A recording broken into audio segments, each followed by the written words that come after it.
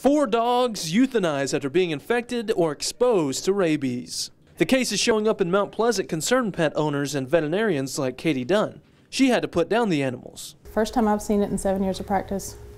Last time my partner can't remember ever seeing a dog with rabies, and he's been in practice 30 years. She says when the first infected dog was brought in, it was highly aggressive and tried attacking anything that came near it. Dr. Dunn doesn't know what animal infected the dog, but she does know how. The disease is passed through the saliva of infected animals. That's why the 3 exposed dogs had to be euthanized. The dog was trying to attack anything that came inside of it, tried to bite anything that came in close to it. And then it would go into like a stupor where you'd think he was asleep, and anything that startled him, a noise, touching the kennel that he was in, would make him wake up and try to bite anything. The Center for Disease Control and Prevention report most cases turn up in wild animals. Only 1 in 10 cases involve domestic animals like dogs or cats. Animal lovers like Helen Taff of Longview says she loves all her animals, but if one came down with rabies, the decision would be simple. It would rip me apart.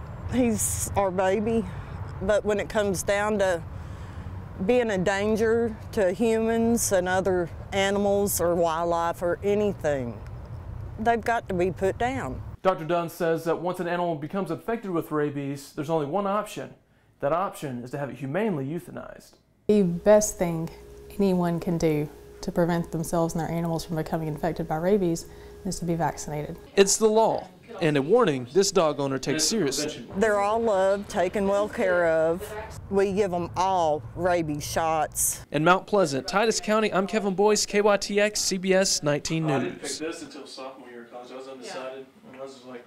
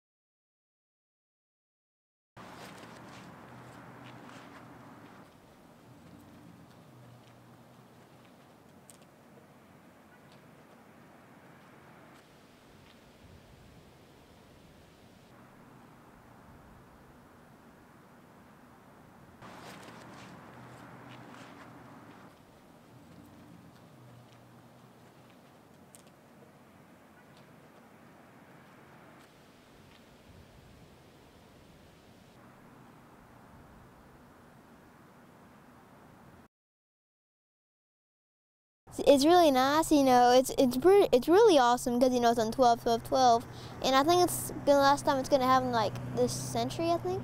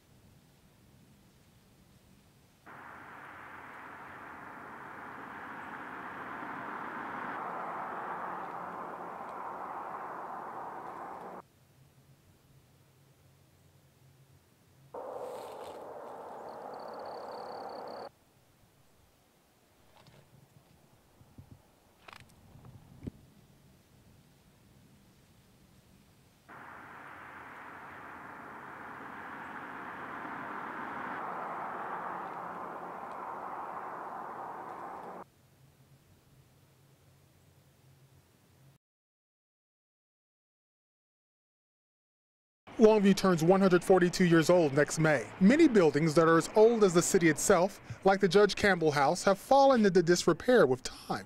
Lynette Goodson is president of Preservation Longview, a nonprofit group leading efforts to restore the 1871 Campbell House to its early 20th century state. From the front, the house will look identical to the photograph we have in 1910, but of course it will be with modern day accessibilities and things like that. Fundraising has been Preservation Longview's biggest hurdle. Longview has had a lot of fabulous structures, and we've lost many of them because people say, well, I just don't have the money to keep it up. Council members on Thursday will consider changes to the city's historic preservation ordinances.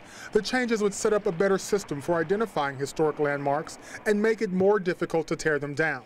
City Planner Michael Shirley says once that's done, Longview can get what's called a certified local government status from the Texas Historical Commission, opening the door to state and federal grants. The historic preservation ordinance is only applicable to properties or districts that are approved under the ordinance.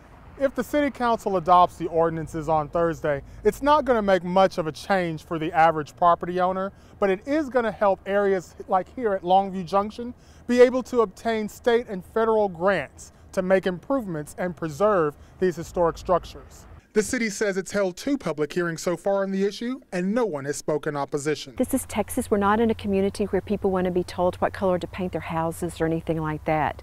But what we do want is to stop the loss of our historic structures. In Longview, Gregg County, Jimmy Isaac, KYTX, CBS 19 News.